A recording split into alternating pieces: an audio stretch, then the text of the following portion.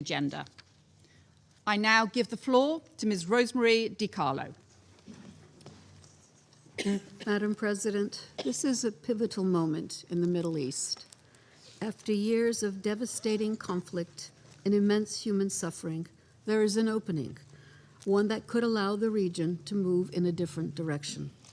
But that opening is neither assured nor indefinite. The decisions taken in the coming weeks by the parties and by members of this Council will determine whether it is sustained. Our collective efforts must now consolidate the ceasefire in Gaza and alleviate the suffering of the population. We need concrete progress towards stabilization and recovery, consistent with international law, to lay the foundations for lasting peace. The Board of Peace meeting in Washington, D.C. tomorrow is an important step. We have a responsibility to work collectively to implement Phase 2 of the Gaza ceasefire and advance efforts toward a credible political path leading to a negotiated two-state solution. This must include the demilitarization of the Strip, the decommissioning of weapons held by Hamas and other Palestinian armed groups, and the establishment of security arrangements that can facilitate the important transitional governance tasks of the National Committee for the Administration of Gaza. In parallel, the entry of assistance into Gaza must increase significantly. This is essential for an inclusive Palestinian-led recovery and reconstruction. Madam President, encouraging progress has been made since the ceasefire came into effect last October in aid access and delivery. Still, the vast majority of Gaza's population remains displaced and continues to endure extremely harsh living conditions. Humanitarian operations in Gaza have continued amid severe constraints. Scaled-up entry of shelter materials, educational supplies, and medical equipment, among other items, is urgently required. The UN and its partners are expanding efforts to stabilize and rehabilitate essential systems and services as a bridge for longer-term recovery. The opening of the Rafah crossing to pedestrian movement in both directions on 2 February was a welcome development. The UN team on the ground is working closely with local and international stakeholders to promote a safe, dignified environment at the crossing and enable those in need to access medical assistance. The UN supported the medical evacuation of many patients and received hundreds of returnees. Thousands still urgently require treatment unavailable in Gaza. We remain committed to supporting the implementation of Security Council Resolution 2803 and all relevant resolutions. Madam President, despite the ceasefire, Gaza is still not at peace. In recent weeks, the Israeli military intensified strikes across Gaza, hitting densely populated areas and killing dozens of Palestinians.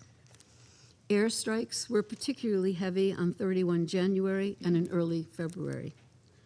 Armed exchanges between Palestinian armed groups and Israeli soldiers have also continued.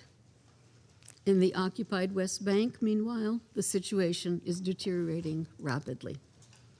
There, Israeli forces continued large-scale operations across the West Bank, frequently involving live fire and raising serious concerns about the use of lethal force. Widespread raids have been accompanied by home takeovers, mass detentions, movement restrictions, and repeated displacement of Palestinian families, particularly in the north. Attacks by Palestinians against Israelis and confrontations between Palestinian and Israeli security forces have also continued. Israeli authorities also expanded operations in areas around Jerusalem and extended their operations in the northern West Bank. These developments unfolded alongside continued settlement expansion, rising settler violence, and accelerated demolitions and evictions in East Jerusalem. We are witnessing the gradual de facto annexation of the West Bank as unilateral Israeli steps steadily transform the landscape. I echo the Secretary General's grave concern regarding the Israeli Security Cabinet's reported decision to authorize a series of enforcement measures and transfer of authorities in areas A and B of the occupied West Bank. If implemented, these measures will constitute a dangerous expansion of Israeli civil authority in the occupied West Bank, including in sensitive areas like Hebron. The moves could lead to settlement expansion by removing bureaucratic barriers and easing land purchases and building permits. I reiterate the Secretary General's condemnation of the Israeli government's 15 February decision to resume land registration procedures in Area C of the occupied West Bank. The decision threatens to dispossess Palestinians of their property and expand Israeli control over land in the area. Israel should immediately reverse these measures. All Israeli settlements in the occupied West Bank, including East Jerusalem, and their associated regime and infrastructure have no legal validity. They violate international law and UN resolutions. Madam President, continued unilateral Israeli measures to withhold clearance revenues have deepened a persistent fiscal crisis for the Palestinian Authority. This has led to partial salary payments for civil servants, severe cuts to basic services, and growing arrears and debt to the private sector and financial institutions. Correspondent banking agreements, essential for the Palestinian economy, were renewed on 12 February for an additional 2 weeks.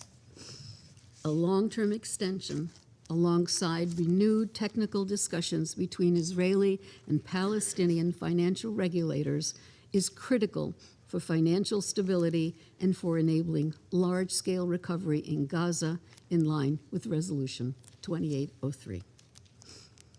Madam President, allow me to conclude by stressing that at this fragile juncture for the region, we cannot afford half measures.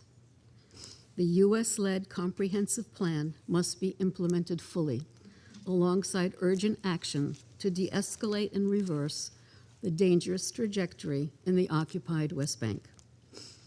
At the same time, we must seize this opportunity to restore a credible political horizon, one that leads to a lasting peace in Gaza, brings an end to the occupation, and realizes a two-state solution in line with international law and relevant United Nations resolutions. The United Nations remains steadfast in our commitment to that goal and to supporting Palestinians and Israelis in achieving it. Thank you, Madam President. I thank Ms. DiCarlo for her briefing.